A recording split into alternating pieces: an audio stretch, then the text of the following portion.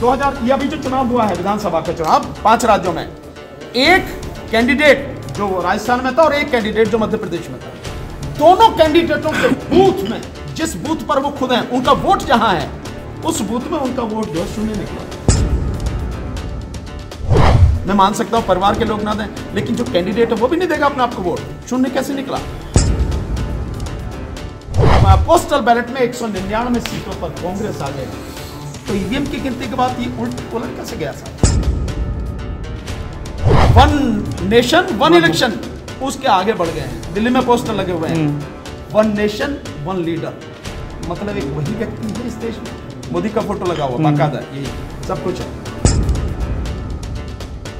तो जो मोदी सरकार काम कर रही है और जो मोदी जी प्रचार कर रहे हैं वो पूरा का पूरा संविधान के विरुद्ध है। मैं बार बार कह रहा हूं, इस बार का चुनाव अगर ईवीएम से हो गया, निश्चित रूप से मोदी जीत के आए। मोदी जीत के आएंगे तो इसके बाद चुनाव होने नहीं है, लोकतंत्र खत्म होना है, पक्का राष्ट्रतंत्र की स्थापना होनी है।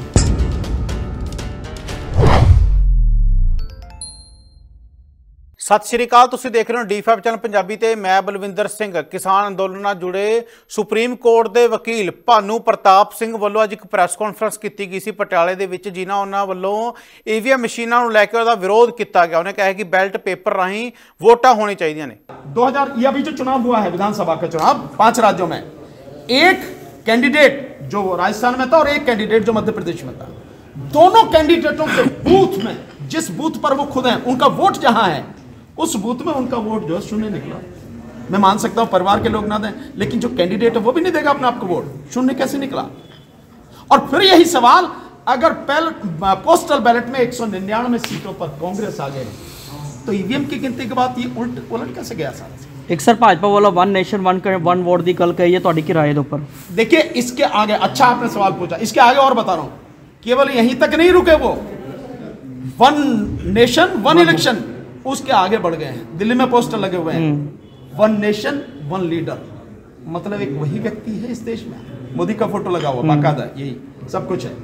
सो ये जो वन नेशन वन इलेक्शन है कैसे संभव है, मैं आपसे बताऊं। संविधान ये कहता है कि अगर विधानसभा का चुनाव हुआ है तो विधानसभा का चुनाव 5 साल बाद होगा, अगर विधानसभा भंग नहीं कर दी गई है, कोई ऐसी आपात स्थिति नहीं, 5 साल बाद। सपोज अभी आपके यहाँ पे चुनाव हुए पंजाब में, तो ये पंजाब के चुनाव 5 साल बाद होने हैं ना, अभी करा दिया जाए तो क्यों करा दिया जाए भाई। जिन राज्यों में अभी 5 राज्यों में अभी चुनाव हुए हैं, आप करो वन नेशन वन इलेक्शन, तो उसके साथ आप चुनाव कराना चाहते, क्यों करा दिया जाए, इसको चलने दो ना, पूरे 4.5 साल 4.5 साल है, क्यों, क्योंकि संवैधानिक व्यवस्था ही है। तो जो मोदी सरकार काम कर रही है और जो मोदी जी प्रचार कर रहे हैं वो पूरा का पूरा संविधान के विरुद्ध है, जिसे बर्दाश्त किसी सूरत में नहीं किया जाएगा। कि ये जो आंदोलन ईवीएम का आंदोलन है, ये पूरे देश का आंदोलन है, हर व्यक्ति का आंदोलन है, 140 करोड़ नागरिकों का, भारत के 100 करोड़ मतदाताओं का आंदोलन है। और ये आंदोलन इसलिए है कि जो तरीका अपनाया जा रहा है वोट के लिए, वो किसी भी सूरत में किसी भी तरह से न तो स्वतंत्र है, न निष्पक्ष है, और न ही वो पारदर्शी है, ट्रांसपेरेंसी कुछ नहीं है।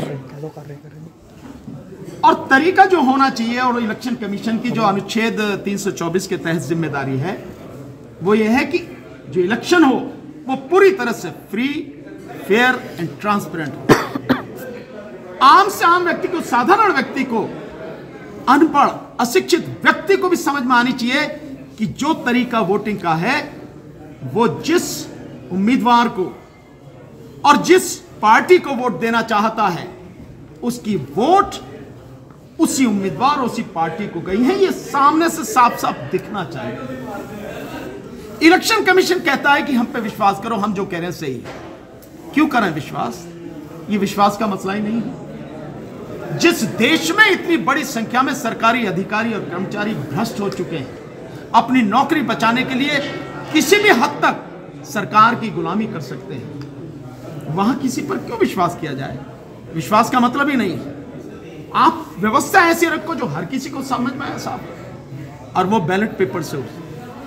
जिस मशीन का इस्तेमाल किया जा रहा है उस मशीन में पता ही नहीं लगता कि उसने जिस पार्टी को, जिस व्यक्ति को वोट दिया है उसको गया है। और ये बात आप देखें कि जो 8 अक्टूबर 2013 का सुप्रीम कोर्ट का एक निर्णय आया, और वो निर्णय है इलेक्शन कमीशन, सुब्रमण्यम स्वामी बनाम इलेक्शन कमीशन ऑफ इंडिया।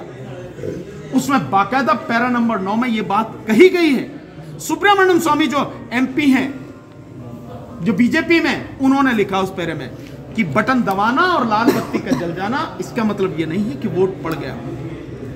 जो वोट दे रहा है उस व्यक्ति को साफ साफ पता होनी चाहिए कि उसने जिस कैंडिडेट और जिस पार्टी को वोट दिया है वो उसी को गया, और ये बिल्कुल फिजिकली उसे नजर आना चाहिए।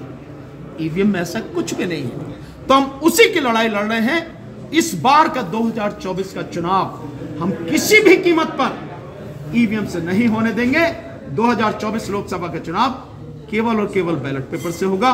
उसी में, इस लड़ाई में साथ देने के लिए आज मैं यहाँ पटियाला में इस समय, अभी इसके बाद 4 बजे क्या सुप्रीम कोर्ट के उस जालंधर में है, जालंधर में है, वहां पहुंचूंगा और मैं जितने भी संयुक्त किसान मोर्चा के किसान आगू हैं, यूनियन से, सभी से, और जितने भी एडवोकेट साथी हैं, उन सबसे निवेदन करने आया हूं इस लड़ाई में साथ। सुप्रीम कोर्ट ने, जैसे आपने बताया कि ऑर्डर किया कि लाल बत्ती जल गई, इससे क्लियर नहीं होता कि वोट कहाँ गई है, लेकिन सुप्रीम कोर्ट ने उस पर पाबंदी भी नहीं लगाई। इसमें कारण क्या लगता है, इसी आगे लेके जाओगे आप? देखिए, सुप्रीम कोर्ट ने उस ऑर्डर में जो बात कही थी वो ये कही गई थी कि भाई ईवीएम मशीन में भरोसा हासिल करने के लिए इसके साथ वीवीपैट लगाई है जी। और आप देखेंगे कि हमने अभी इसी 6 जनवरी को दिल्ली के जंतर मंतर पर बाकायदा ईवीएम में जो घोटाला होता है, किस तरह से वोट किसको दी जाती है और कहा जाती है, बाकायदा उस मशीन का वीवीपैट जिसे कहते हैं, हमने पूरा डेमोन्स्ट्रेशन करके, प्रदर्शन करके दिखाया। आप जानते हैं उसके बाद असर क्या हुआ? उसके बाद असर यह है कि इलेक्शन कमीशन, ऐसा पहले कभी नहीं हुआ, इलेक्शन कमीशन जगह जगह देश में ईवीएम को ले जाके दिखा रहा है कि आओ वोट डालो, देखो हमारी मशीन खराब नहीं। हमारा सवाल इससे आगे है, जब पढ़े लिखे लोग नहीं जानते कि ईवीएम मशीन कैसे काम करती है, तो इस देश में लगभग आधी आबादी जो अनपढ़ है वो कैसे जानेगी? और तरीका वही होना चाहिए कि हर कोई जाने।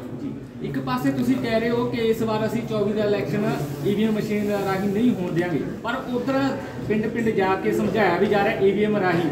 ਫਿਰ ਇਹ ਲੜਾਈ ਕਿੰਨੀ ਕੁ ਜਿਹੜੀ ਆ ਬਦਲਤਾ ਨਾਲ ਲੜੀ ਜਾਏਗੀ ਤੇ ਕਦੋਂ ਤੱਕ ਇਹਦਾ ਕੋਈ ਅਸਰ ਹੋਏਗਾ? ਕਿਉਂਕਿ ਇਲੈਕਸ਼ਨ ਤਾਂ ਸਿਰ ਤੇ ਹੈਗਾ 16 ਉਹਨਾਂ ਨੇ ਜਿਹੜਾ ਅਪ੍ਰੈਲ ਆ ਉਹਦੀ ਇੱਕ ਡੇਟ ਵੀ ਜਿਹੜੀ ਆਪਣੇ ਅਧਿਕਾਰੀ ਨੂੰ ਦਿੱਤੀ ਸੀ, ਉਹ ਵੀ ਸਾਹਮਣੇ ਆ गई। देखिए, मुझे नहीं पता कि ये डेट आपको कहां से मिली है, ये तो अपनी जगह है बात। अभी इलेक्शन कमीशन की तरफ से तो कोई डिसाइड नहीं है। और दूसरी जो बात है कि हम कहां तक लड़ाई जाएंगे, मशीन को रोकना केवल 1 मिनट का काम, इससे नहीं होगा, बैलेट पेपर से होगा। मशीनों की तैयारी के लिए सालों लगते हैं। मशीनें बनती हैं, आती हैं, फिर अलग अलग जगह जाती हैं, फिर उनको तरीके से जो है जो भी उन्हें करना होता है वो करते हैं।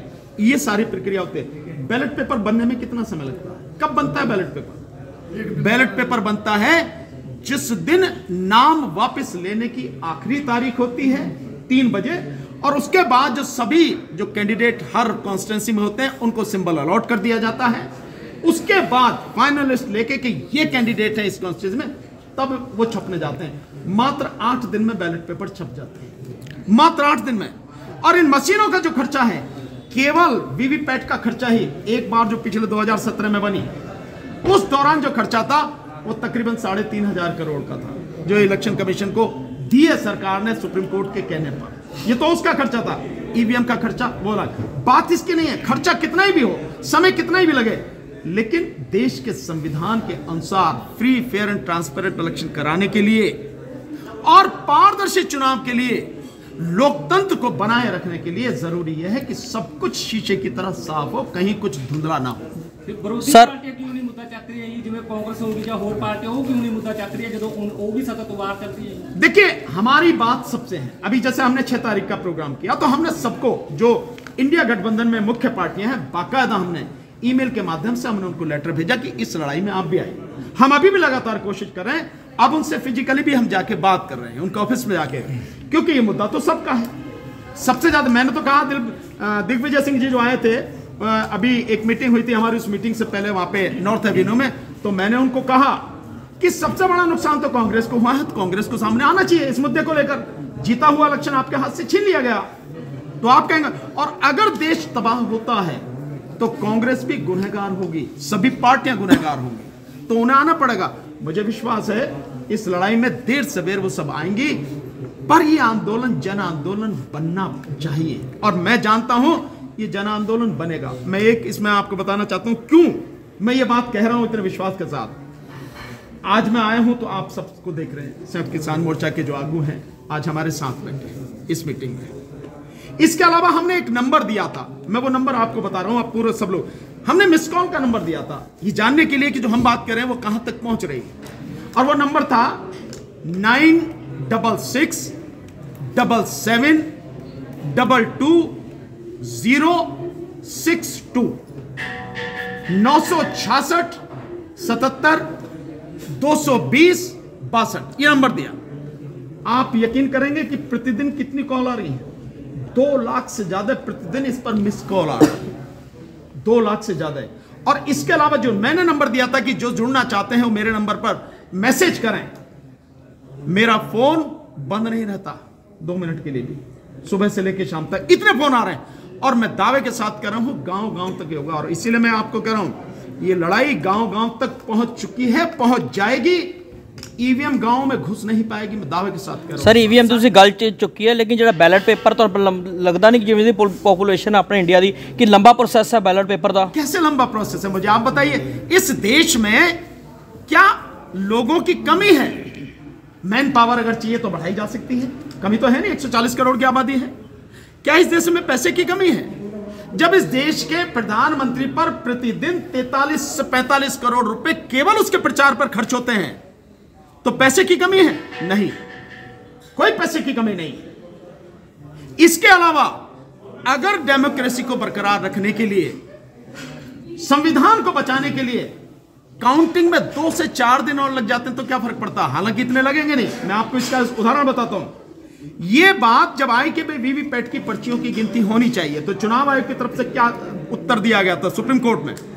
उसने कहा था इसमें थोड़ा सा खर्चा होगा, हमें इंतजाम थोड़ा बड़ा करना पड़ेगा, और 4 से 5-6 दिन और लगेंगे।